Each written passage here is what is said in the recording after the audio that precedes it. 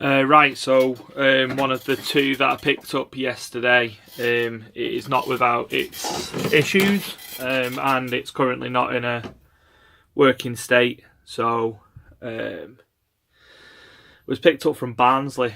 Picked it up from a guy in Barnsley who's moving off one of the groups. He's emigrating. So the crack with this at the moment, as you can see, it's about to boot for me now.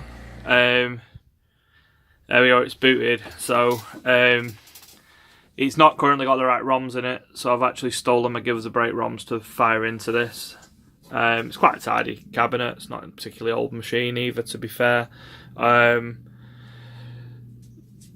Went to see the guy, went to collect it off him. He gave it me with 2 spare motherboards.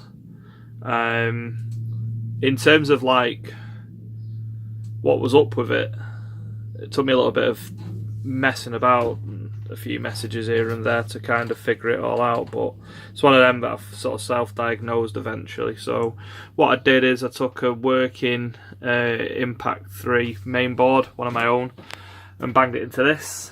Just put the 3 that came with it to one side for the time being, and I didn't get anything. No life, no boot, no nothing. So let's just shift the reels out of the way a minute. Anyway, so I banged it in. Didn't get anything. No boot, no nothing. So I'm like, right, okay. I know this works. It's either going to be one of the power supply unit, which is this thing, which is different to a normal Impact one, or it was going to be the game card. It turns out it wasn't the power supply, so what I did is I went inside, I grabbed the innards out of Give Us a Break and just banged it into this, and it booted up no problem first time, so I was like, right, okay, brilliant. I then went back and thought, right, hang on a minute, so it's probably the game card then, because the power supply is fine if it's booting. Put another known working game card in it, so that's a working game card. Bang that in it, and lo and behold, yeah, booted up no problem again. So I'm like, right, okay,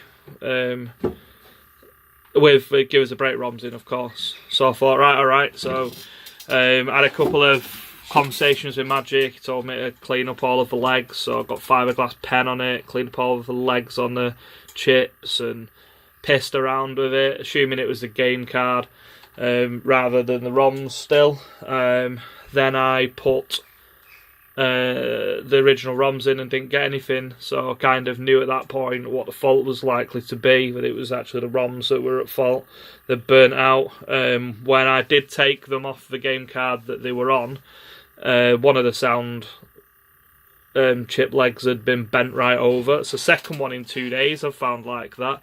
I found exactly the same on a Mega M1 A board that I've given to David. I've swapped it actually with a working one because he's a legend.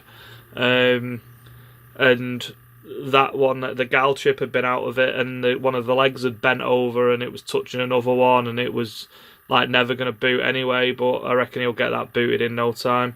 That was actually Barcrest Plays board, so I swapped him an Epoch which works, although I didn't know 100% if it did work or what the fault was with it. And we did a swap a few days ago, so I ended up with a M1A, which is now with David, and he's given me a different board. So there's like been a 3-way swap going on, and Dave's in the worst position because he's got a broken board. Although I'd always give it him back if I had to. So there's been quite a lot of comings and goings really with my machines. So this was like nearly empty, and now it's well, you can see it's pretty much overrun with various bits and pieces, and you see there's a board just randomly lying around there, and yeah, so that's where I am. So at the moment I'm awaiting some ROMs for this, and then this should work. The Mars inside it, as I don't know if you can see, has been updated. Takes a new quid. I know it takes a new quid. Put a quid in it, and it errored for meters. So not sure why it decided to do that. Hopefully I'll sort that one out, whatever it is, but it seems very minor. But yeah, I'm essentially at a world where I've got another working machine, or I will do in a week or so's time. You can see that the battery's been fly wired as well off the board, so that's fine. Went back through all of the other boards for it, and I've given the game card a bath and scrubbed it down, and that now works, because I didn't think that worked at all, so that definitely now works, which is good.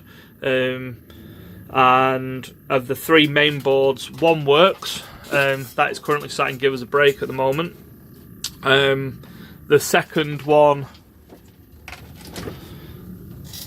is completely scrap, so it's had a monumental battery leak and it's just completely destroyed everything. It's blown up as well. You can see that's out of sync as well. Now I don't know if that's being caused by the ROMs or it's being caused by the fact that it just needs realigning, but at some point that'll need sorting out. But yeah, quite a tidy little unit, I think. It's quite a nice machine.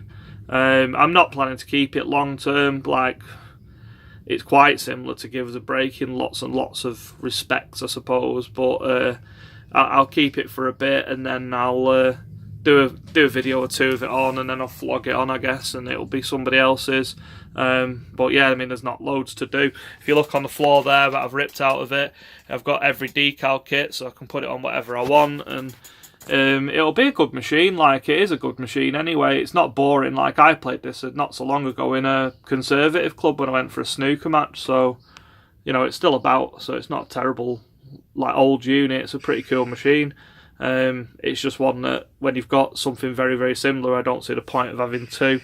And I will just flog it on, but at the moment it's sort of death by motherboards. I got that many JPM motherboards, I don't know what to do with them all. Like, it is absolutely ridiculous how many I've got. Anyway, next thing I'm going to look at is that thing. So it is going up to Scotland this some point in the very near future. However, it has some similar things to that because they're both front loading and they do the same thing. Although I will tell you this now, Apollo 9 is way heavier cabinet than the Great Escape. Great Escape, I can just throw it around compared to the Apollo 9. It's been built like a Sherman tank, this thing.